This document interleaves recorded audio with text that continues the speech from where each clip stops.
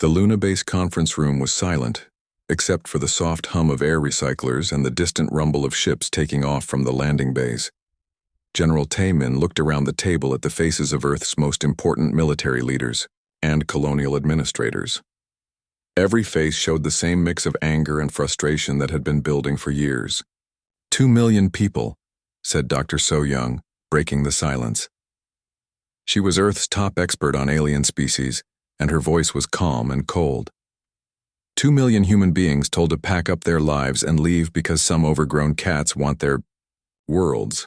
It's worse than that, added Colonial Administrator Minjun, pulling up a holographic display of the galaxy. If we give up New Seoul and New Busan without a fight, every species will know they can take whatever they want from us. We'll lose everything we've built in the past 100 years.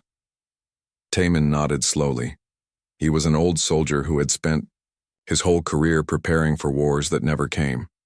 The human military had grown strong and advanced, but they had been forced to hide that strength behind diplomatic smiles and peaceful words.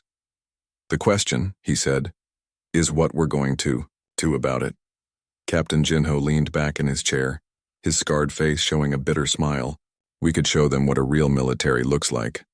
Most of these species have never fought a real war. They play at conflict with energy shields and plasma weapons that look pretty but don't do much damage. And prove that we're the savage. Deathworlders they think we are, asked Dr. So-young. The moment we show our true capabilities, every species in the galaxy will unite against us. We'll face a war against 1,000 worlds. Maybe that's what we need, Wusung said from his seat at the far end of the table. Maybe it's time they remembered what Deathworlders can do when we stop pretending to be civilized. The argument that followed was not new. It had been happening in Earth's government and military for decades. On one side were those who believed in continued diplomacy and peaceful coexistence. On the other were those who thought humanity had been weak for too long. Dr. So-young stood up and activated a large display screen. Images of dozens of different alien worlds appeared, showing beautiful gardens, peaceful cities, and landscapes that looked like paradise. Look at these worlds, she said. Garden worlds, every one of them. Perfect weather, no dangerous animals, no natural disasters.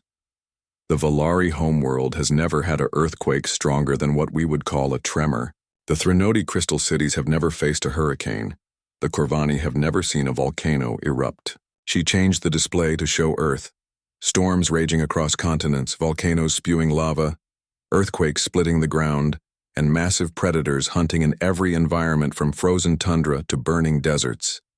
This is what we come from, she continued. A world that tries to kill everything on it every single day.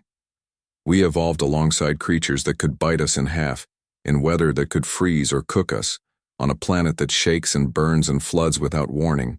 General Taemin looked at the images of Earth's dangers and remembered his childhood in the Korean mountains, where a wrong step could mean falling to your death, and where winter could kill you if you weren't careful and strong and smart. Every human child learns to deal with threats that would send most galactic species running in terror, Dr. So-young said. We think a thunderstorm is beautiful. They think it's a natural disaster. We see a large predator and wonder if we can hunt it. They see the same animal and build walls to hide behind. So what are you saying? Asked Minjun. I'm saying that we've been playing by the rules of people who have never had to really fight for anything in their entire evolutionary history. They created a civilization based on the idea that the strongest species deserve to rule. But they have no idea what real strength looks like. Captain Jinho pulled up another display, this one showing military data that was classified at the highest levels. Want to know how we've been fighting their little wars? He asked. In every conflict we've been involved in, we've used less than 3% of our actual military capability. The room went quiet. Even the senior military officers looked surprised by that number. 3%, repeated Taemin. 3%, Jinho confirmed. We've been treating galactic warfare like training exercises. Our weapons are designed to disable rather than destroy. Our tactics are based on minimizing casualties rather than winning quickly. We fight like we're trying not to hurt anyone's feelings. He changed the display to show footage from recent conflicts between galactic species. Ships fired pretty beams of light that took several hits to disable an enemy. Battles lasted for hours or even days, as both sides politely took turns, shooting at each other. "Look at this," Jinho said with disgust. "They call this warfare. Energy weapons that barely scratch modern armor. Shields that can stop energy but nothing else. Battle tactics that assume your enemy will follow the same rules you do." "And if we stopped following those rules?" asked Wu Sung. Jinho's smile was not pleasant. "A single human destroyer could take out their entire battle fleets. Our kinetic weapons would go through their energy shields like they weren't even there. Our ship designs let us pull acceleration that would turn their crews into soup." Dr. So Young nodded. "It's not just military technology. Our people can survive in environments that would kill most aliens in minutes. We can eat foods that are poisonous to them. We can heal from injuries that would permanently disable them." "So why haven't we shown them this?" asked Minjun. "Because we're civilized," said a new voice from the doorway. Everyone turned to see Hye-jin walking into the room, still wearing her diplomatic clothes from the council meeting. She looked tired and angry, and sad all at the same time. "We chose to be civilized," she continued, taking a seat at the table. "We chose to solve problems with words instead of weapons. We chose to be the reasonable ones, the peaceful ones, the ones who could be trusted not to abuse our power." "And where has that gotten us?" asked Wu Sung. "Our colonies are being stolen. Our people are being forced from their homes. We're treated like animals that learn to talk." Hye-jin was quiet for a long moment, thinking about Do-hyun's tears and the laughter in the council chambers when humans were called weeds. "What would happen," she asked slowly, "if we stopped being civilized? For just one day? Just long enough to remind them what we really are?" General Taemin leaned forward. "Are you asking for a military response to the Corvani demands?" "I'm asking," Hye-jin said, "what it would take to make them understand that taking human worlds is not something they can do without consequences." Captain Jin Ho was already pulling up tactical displays. "The Corvani have a fleet of 300 ships heading for New Seoul.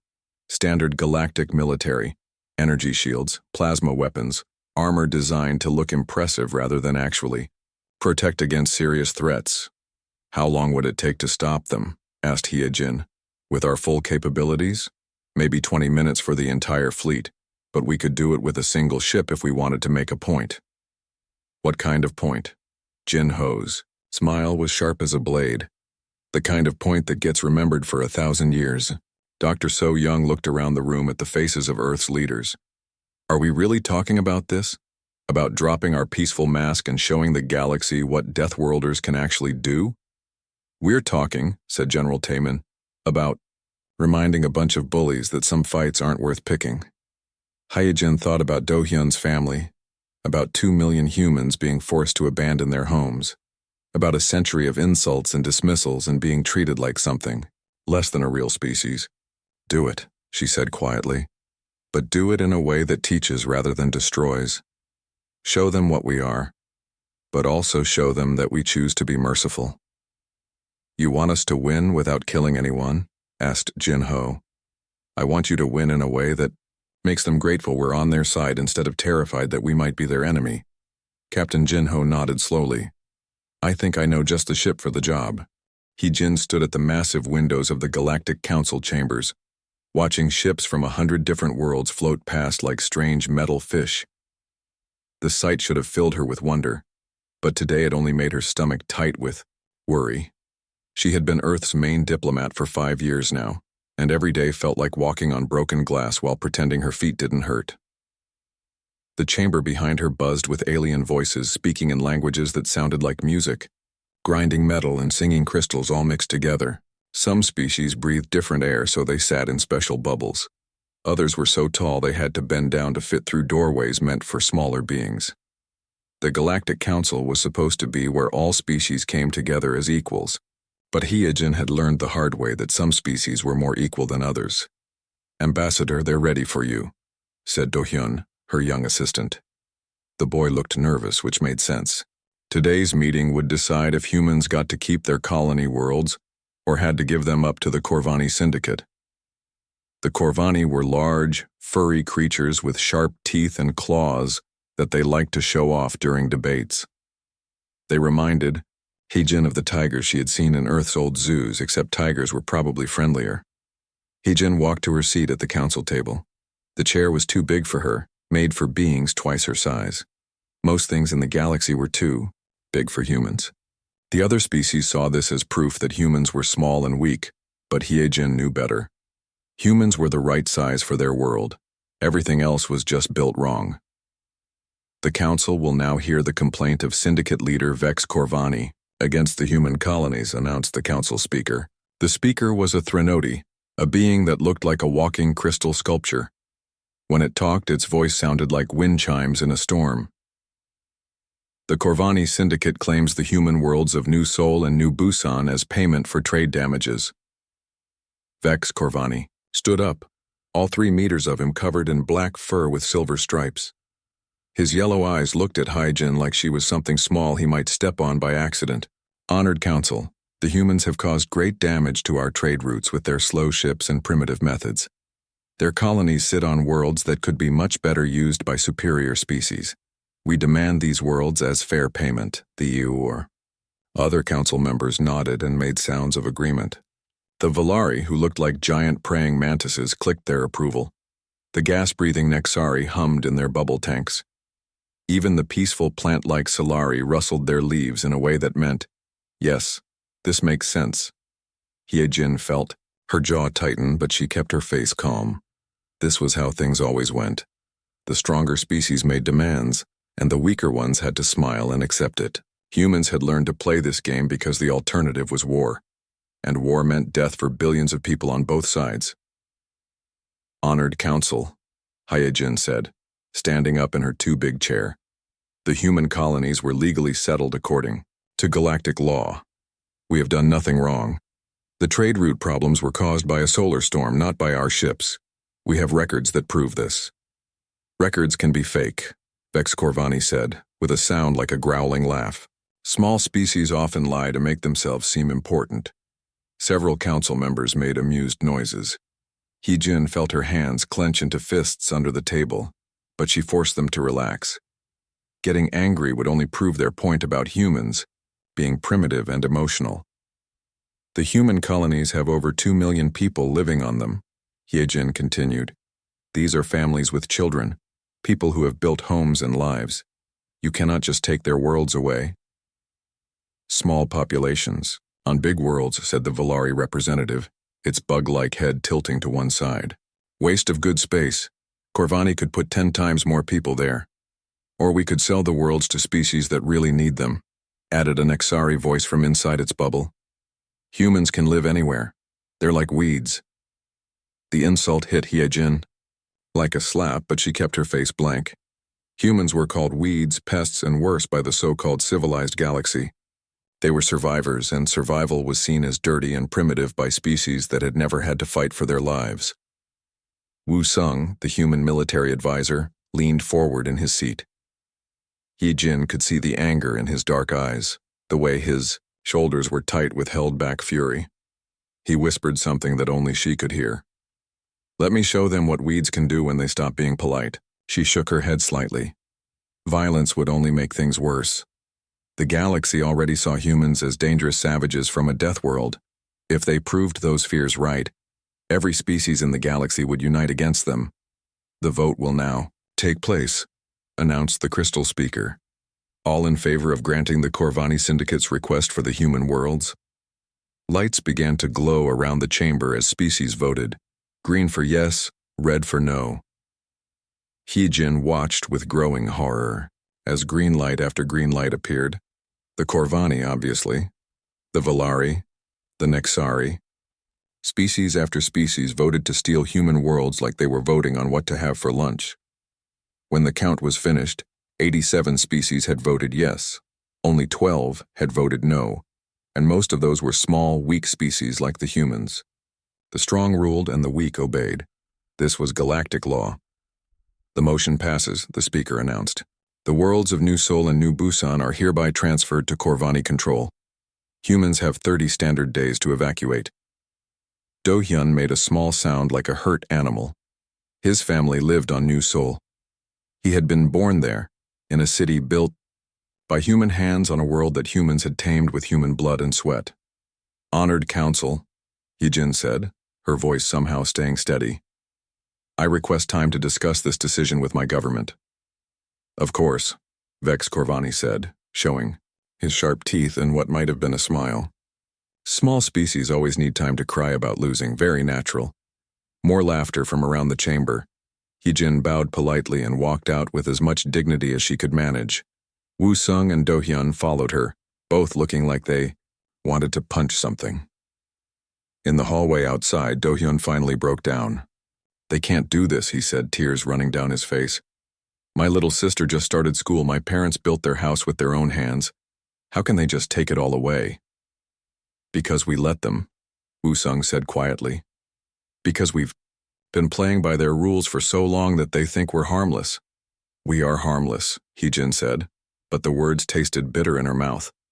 We chose to be harmless because the alternative was too terrible to think about. Maybe, Woo Sung said, it's time to think about it. As they walked back to their ship, Hyejin could feel something changing inside her chest. For 5 years, she had swallowed insults and accepted defeats because she believed in diplomacy and peace. She had thought that if humans were patient and good and played by the rules, they would eventually earn respect.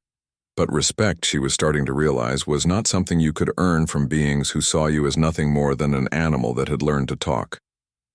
Some lessons could only be taught, not learned through patience. Do-hyun was still crying quietly as their ship lifted off from the station. 2 million humans would have to leave their homes because the galaxy had decided their lives didn't matter. Children would lose their schools, parents would lose their jobs, and families would be torn apart. All because humans had been too polite to remind the galaxy what happened to species that pushed Deathworlders too far. Commander Byung-ho stood on the bridge of the Seoul's Pride, watching the Corvani fleet approach New Seoul like a swarm of angry metal insects. 300 ships, all bristling with weapons and painted in the bright colors that galactic species used to make themselves look important in battle. They moved in perfect formation, confident and proud, like predators that had never met anything that could fight back. Sir, said Tactical Officer Yoonji from her station, the Corvani fleet is demanding that all human ships leave the system immediately. They say they're here to claim their rightfully awarded territory. Byung-ho almost laughed. The Seoul's Pride was officially listed as a cargo transport, one of those big, slow, ugly ships that carried supplies between human colonies. The Corvani probably thought it was trying to evacuate civilians or maybe surrender. They had no idea what they were really looking at. Open a channel to the lead Corvani ship, Byung-ho ordered. The main screen flickered to show the bridge of the Corvani flagship. Warlord Kresh Corvani filled most of the screen, his black and silver fur perfectly groomed, his yellow eyes bright with the excitement of an easy victory. Behind him, smaller Corvani officers showed their teeth in what their species called smiles. Human vessel, Kresh Corvani rumbled in his deep voice. You will leave this system at once. These worlds now belong to the Corvani Syndicate by order of the Galactic Council. Any resistance will be met with immediate destruction. Warlord Kresh Corvani, Byung-ho replied politely. I am Commander Byung-ho of the Earth Defense Force. I'm afraid I cannot comply with your request. The Corvani warlord's ears flattened against his head, a sign of anger in his species. You dare to refuse? You are one ship against 300. Your people call you civilized, but you act like fools rushing toward death. Perhaps, Byung-ho said calmly. But before we begin, I want you to know that this conversation is being broadcast across the entire galaxy. Every species, every government, every news service is watching what happens here today. That was true. Communication Officer Sung-woo had made sure that every major galactic network was receiving their signal. Whatever happened in the next few minutes would be seen by trillions of beings across known space. Good, snarled Kresh Corvani. Let them see what happens to species that defy the will of the strong. Corvani fleet, destroy that ship. The channel closed, and immediately the Seoul's Pride was surrounded by 300 enemy vessels. Plasma beams lanced out from every direction, brilliant streams of energy that lit up space like artificial lightning. The Corvani had enough firepower pointed at the human ship to glass a small moon. Every shot hit the Soul's Pride directly. The ship should have been vaporized instantly. Instead, nothing happened. Yunji, Byung-ho said conversationally. What's our shield status? Shields. Holding at 98%, sir, she replied, as calm as if they were discussing the weather. The Corvani plasma weapons are generating approximately 1200 degrees of heat, well within our normal operational parameters. On the Soul's Pride, that was barely warm. The ship had been built to survive in the upper atmosphere of Venus, where the temperature was over 400 degrees hotter than what the Corvani were throwing at them. Sir, called out Navigation Officer Minseo, the Corvani ships are trying to surround us. They're using Pattern Delta 7 formation. Byung-ho nodded. Pattern Delta 7 was a standard galactic tactic for overwhelming a single enemy ship. It involved surrounding the target and firing from all angles until nothing was left but scrap metal and radiation. It was also a pattern that had been in the human tactical database for over 50 years. Hyunji, show them what Pattern Delta 7 looks like when someone actually knows how to fight, he ordered. What happened next took exactly 4 seconds. The Soul's Pride didn't turn or dodge or try to escape. Instead, it accelerated directly toward the center of the Corvani formation, pulling 15 gravities of acceleration. The Corvani crews, who would have been unconscious or dead at anything over 3 gravities, watched in shock as the human ship moved like it was falling through space. At the exact moment when the Soul's Pride reached the center of their formation, Unji fired, but she didn't fire energy weapons or plasma beams or any of the pretty civilized weapons that galactic species preferred.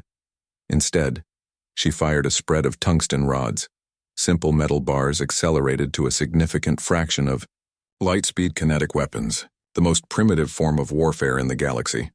Also the most effective. The tungsten rods punched through the Corvani energy shields like they didn't exist, because energy shields were designed to stop energy weapons.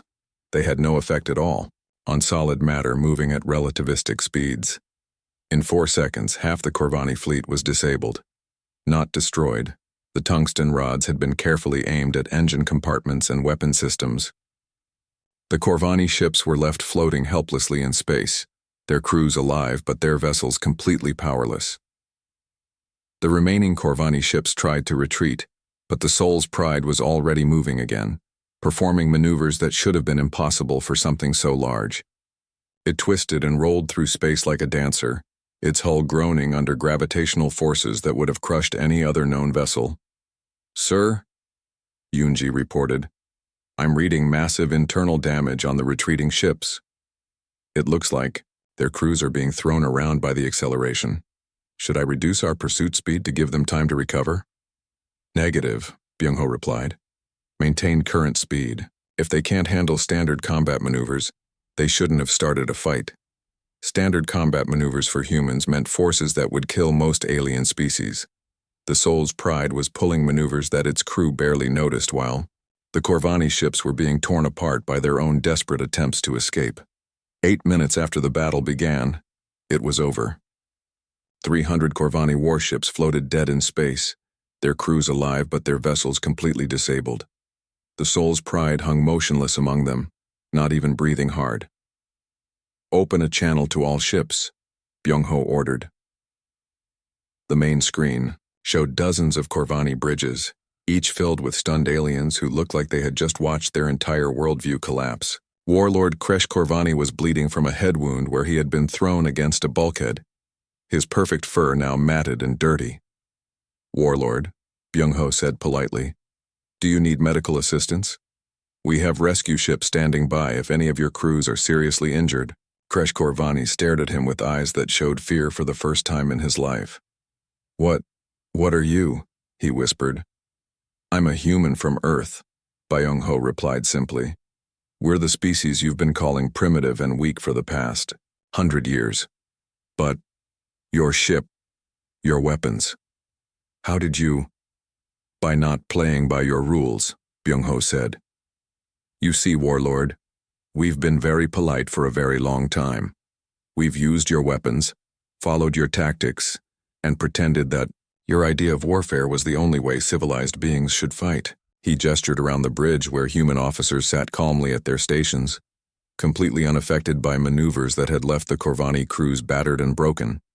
But we're not from your civilized garden worlds, he continued. We're from Earth. A death world where the weather can kill you, the animals want to eat you, and the ground itself tries to shake you to pieces. We learned to fight by fighting things that were bigger, stronger, and more dangerous than us. This is impossible, Kresh Corvani said weakly. No species could have such advanced technology and keep it secret. It's not advanced, Byung-ho said with a smile. It's primitive. Kinetic weapons are the oldest form of combat in the universe. We just never stopped using them because they work better than your pretty energy beams. Communications Officer Shung-woo leaned over and whispered something to the commander. Byung-ho nodded and looked back at the screen. Warlord, I'm told that this battle has been watched by over 2 trillion beings across the galaxy. I want to make something very clear to all of them. He stood up and looked directly into the camera. This is what playing fair looks like for a Deathworlder species. We've been holding back for a century because we thought you wanted us to be civilized.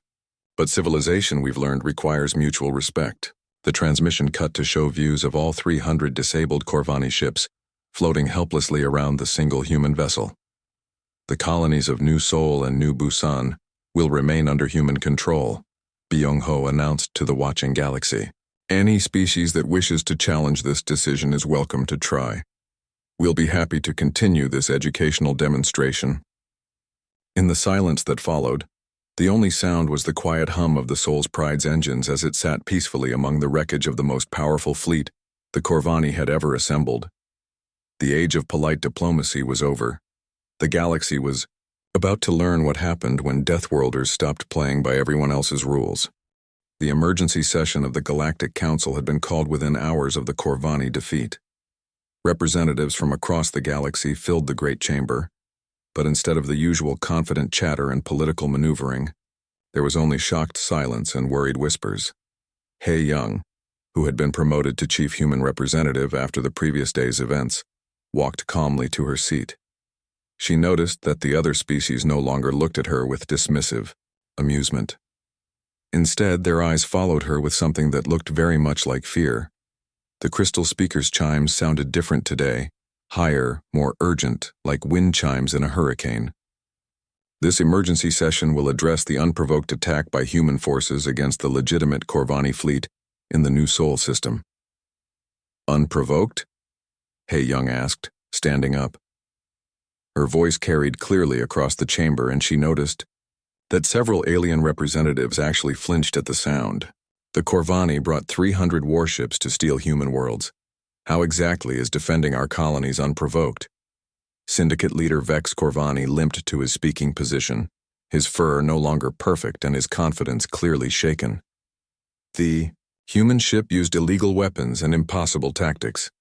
They violated every law of civilized warfare. Which laws? Hae Young asked calmly. Please cite the specific galactic statutes that forbid kinetic weapons or high-acceleration maneuvers. The chamber fell silent. Everyone knew the answer. There were no such laws because no one had ever imagined that any species would be insane enough to use such dangerous tactics. The G-forces alone should have killed your crew, stammered the Valari representative, its insect-like voice shaking. No known species can survive such acceleration. No known garden world species, Hae Young corrected. Humans routinely experience higher G-forces in our civilian aircraft. Our fighter pilots train at accelerations that would liquefy most of you. Dr. Minho, Earth's chief sociologist, activated a holographic display showing comparative data from different worlds. Over the past day, we've received requests for information from 847 different species. They all want to know the same thing. How is it possible for a species to be so much more capable than they assumed? The display showed atmospheric data, gravity measurements, temperature ranges, and geological activity from hundreds of worlds. Earth stood out like a red warning light among all the green and blue peaceful planets. The answer, Dr. Minho continued, is that we come from a world that most of your species would classify as uninhabitable. Earth's weather patterns alone would be considered extreme natural disasters on your homeworlds. Our normal gravity is crushing by your standards. Our atmospheric composition is toxic to half the species in this chamber." "Impossible," wheezed a Nexari from inside its protective bubble. "No species could evolve on such a world. And yet here we are," Hei Young said with a smile that didn't reach her eyes. "We evolved alongside creatures that could bite starships in half. We learned to survive ice ages and volcanic eruptions and meteor strikes. We developed technology by fighting a planet that was actively trying to kill us every single day." Xiao. Display changed to show footage from Earth. Hurricanes with winds that could level cities, earthquakes that split continents, volcanoes that could change the global climate. Then it showed humans living and working in all of these environments, treating deadly natural disasters like minor inconveniences. "This is why your weapons don't hurt us," Hei Young explained. "Your plasma beams generate heat that we consider a mild summer day. Your energy shields are designed to stop attacks that wouldn't scratch our basic armor. Your battle tactics assume that everyone involved is as fragile as you are." But you've been weak," protested the Threnody speaker, its crystal voice cracking with confusion. "For a century, you've lost every dispute, accepted every insult, allowed stronger species to push you around. We chose to be weak," Hei Young said simply. "We thought that if we proved we were civilized and peaceful, you would eventually accept us as equals." She looked around the chamber at hundreds of alien faces, all showing variations of shock and fear. "We were wrong," she continued. "You didn't see civilization. You saw prey. You didn't see restraint. You saw inability. You thought we were harmless, because we chose not to harm you." The silence stretched on for long minutes. Finally, a small, timid voice spoke up from the back of the chamber. Representative Kayla Zuni, of the Diminutive Peoples Collective, was barely visible behind her tiny podium. What do you want from us?" she asked. It was a simple question, but it changed everything. For the first time in galactic history, a stronger species was asking a weaker one what they wanted. "We want the same thing we've always wanted," Hei Young replied. "Respect, fair treatment, the right to live on our own worlds without having them stolen by bullies who think might makes right." "And if we refuse?" asked Vex Corvani, though his voice lacked its former arrogance. Hei Young considered the question carefully. "Then you'll learn the difference between humans who are trying to be civilized and humans who have given up trying." The threat hung in the air like a toxic gas. Everyone in the chamber could imagine what that might mean. Billions of Deathworlders, unleashed across the galaxy, no longer bound by diplomatic courtesy or civilized restraint. "However," Hei Young continued, "we'd prefer not to go down that path. We still believe in peace and cooperation. We just want it to be based on mutual respect rather than fear." Over the next several hours, the entire structure of galactic politics began to shift. Species that had dominated the Council for centuries found themselves asking questions they had never needed to ask before. What did humans really want? How could they avoid provoking them further? Most importantly, were there other Deathworld species out there who had also been pretending to be weak? The Corvani Syndicate formally withdrew their claim to the human worlds. They also offered to pay for damages to human shipping, though everyone knew the real reason was to avoid another demonstration of human capabilities. The Valari hegemony requested a formal treaty of non-aggression with humanity, complete with guarantees that they would never interfere with human colonies. Even the proud Threnody Empire offered to share their crystal-growing technology in exchange for assurances that humans would consider them friends rather than enemies. As the session wound down, Hei Young found herself surrounded by representatives from smaller species, the ones that had been bullied and pushed around by the galactic powers for centuries. "Is it true?" asked Representative Kayla Zuni quietly. "Can small species really stand up to the big ones?" "You always could," Hei Young replied. "You just needed to stop accepting that bigger meant better." "But we're not Deathworlders like you," protested another small species representative. "We can't do what you did." "Maybe not," Hei Young agreed, "but you can do other things. You can be smarter, faster, more creative. You can work together instead of letting the big species divide you. Most importantly, You can stop believing that you deserve to be pushed around. As she left the council chambers that day, Hai Young realized that the galaxy had changed forever. The old system of the strong dominating the weak was cracking. Species were starting to question whether physical power was really the best way to determine who deserved respect. It wouldn't be easy. There would be challenges and conflicts and probably more demonstrations of human capabilities before everyone got the message. But for the first time in a century, the galaxy was learning that civilization meant more than just being polite, while the powerful took whatever they wanted from the weak. The age of Deathworlder diplomacy had begun, and the galaxy would never be the same. Back on Earth, General Taemin received reports from across human space. Alien species were approaching human colonies with trade offers instead of demands. Diplomatic requests were polite and respectful instead of condescending. Most importantly, no one was threatening to steal human worlds anymore. "Think it will last?" asked Captain Jinho. "Probably not," Taemin replied. "There will always be bullies who need to be reminded of their manners, but at least now we don't have to pretend we can't handle them." The Soul's pride was heading home, its crew proud of their bloodless victory. They had shown the galaxy what humans could do without killing a single alien. It was a lesson in strength tempered by mercy, power balanced by restraint. It was, in other words, a very human way to win a war. 500 years had passed since the Battle of New Sol, and the galaxy had grown into something unrecognizable from those early days of crude power politics and species-based hierarchy. In the great archive of galactic history on Nexus Prime, elderly archivist Sang-min prepared for his final lecture before retirement. The audience hall was packed with young beings from every corner of known space.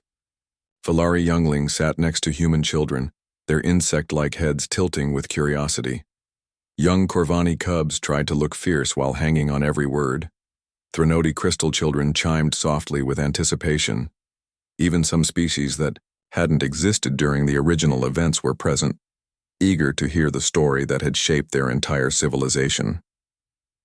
"Gather close, little ones," Sang-min said, his aged voice still carrying the authority of someone who had witnessed history unfold.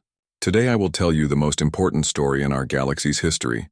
Some call it the Battle of New Sol, others know it as the Corvani humiliation, but most beings simply call it the day Deathworlders quit playing fair."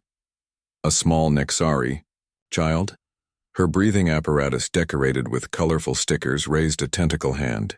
"Archivist Sang-min, is it really true that humans used to pretend to be weak?" Sang-min smiled. Even after 5 centuries, the central mystery of the story still amazed young minds. "Not pretend, child. They chose to be gentle. There's a difference." Activated the great holographic display, showing the galaxy as it had existed 500 years ago. Bright territorial boundaries marked the domains of various species, with small human colonies scattered like tiny islands in an ocean of alien power. "Long ago," he began, "the galaxy was ruled by a simple law. The strong took what they wanted from the weak. The Corvani Syndicate, the Valari hegemony, and the Threnody Empire divided up space between them, and smaller species had to accept whatever scraps they were given. But humans were strong," protested a young human boy, his dark eyes flashing with pride. "Why didn't they fight back?"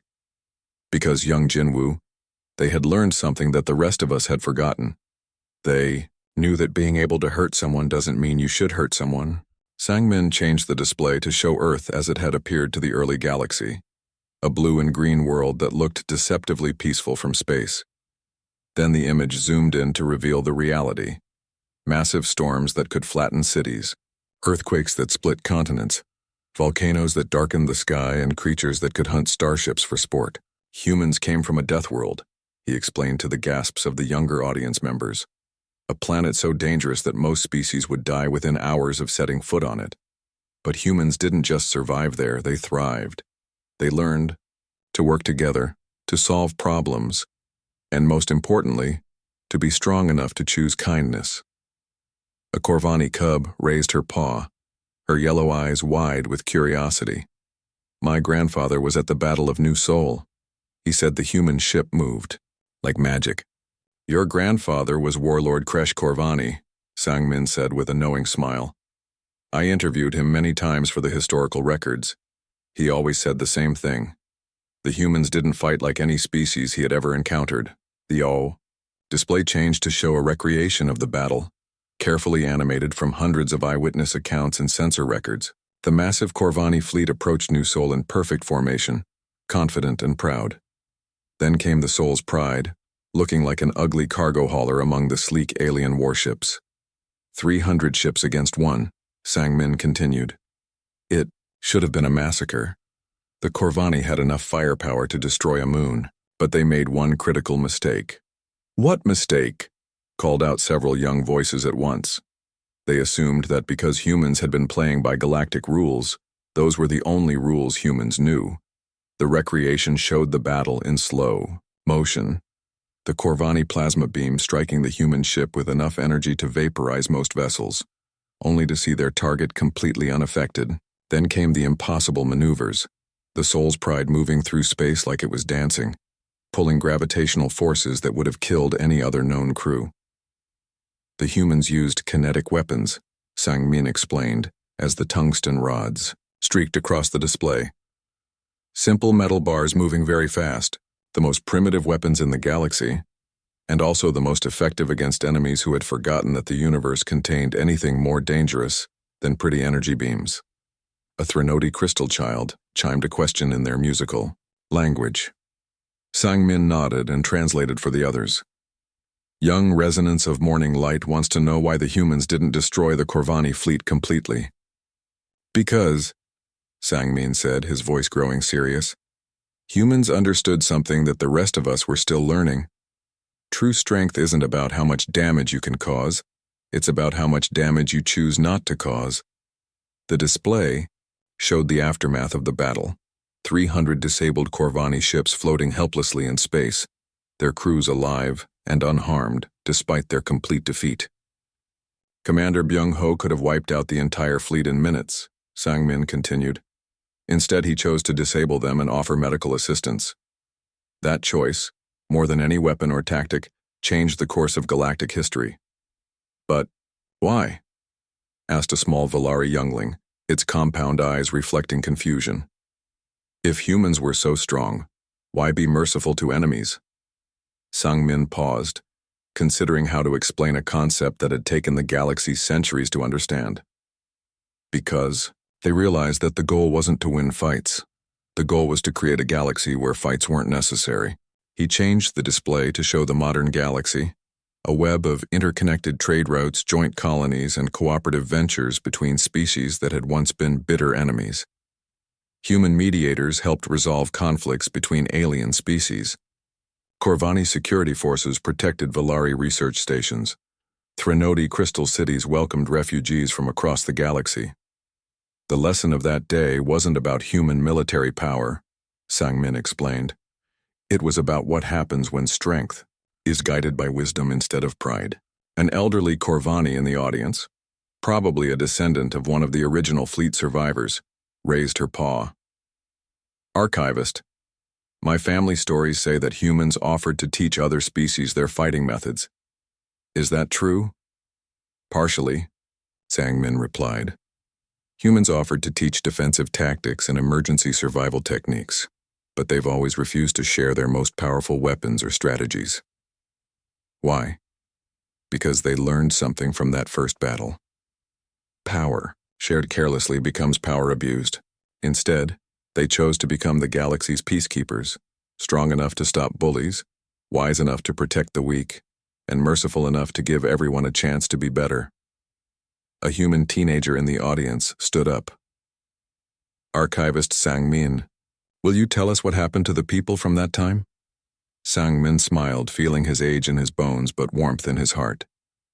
Commander Byung-ho lived to be 127 years old. He spent his later years training peacekeepers from dozens of species. Ambassador Hae-young became the first director of interspecies relations, a position that still exists today. Even Warlord Kresh Korvani eventually became an advocate for peaceful conflict resolution. And the lesson? Asked the human boy named Jin Woo. What's the real lesson of the story? Sangmin looked out at the mixed audience of young beings from across the galaxy, all of them learning together, growing up in a civilization their ancestors could never have imagined. The lesson, young ones, is that civilization doesn't come from being polite, while the strong abuse the weak. It comes from being strong enough to protect the weak and wise enough to teach the strong better ways to behave. He paused, letting the words sink in. Humans taught us that respect can't be demanded or bought or taken by force. It can only be earned through actions that prove you deserve it. And once you have that respect, you have a responsibility to use it well. As the lecture ended and the young beings filed out, chattering excitedly in dozens of different languages, Sangmin felt a deep satisfaction. The story would continue to be told, passed down through generations of species that had learned to live together in peace. Outside the archive, ships from 100 worlds moved through space lanes that had once been contested borders. Human peacekeepers worked alongside alien security forces to maintain order. Trade flowed freely between worlds that had once been enemies. The galaxy still had problems, of course. There were still conflicts and disagreements, and the occasional bully, who needed to be reminded of their manners. But the fundamental truth established 500 years ago remained unchanged. The strong had a duty to protect the weak. Power without wisdom was tyranny. And sometimes the greatest victory came from choosing not to fight at all. In space above, New Sol, now a thriving world where dozens of species lived and worked together, a small monument marked the site where a single human ship had faced down a fleet of 300. The inscription was simple, written in the common galactic script that had developed from the mixing of many languages. Here, Deathworlders taught the galaxy that true strength lies in choosing mercy over vengeance, protection over domination, and wisdom over pride. Let all who pass remember, the greatest battles are won not by breaking your enemies but by showing them a better way to live.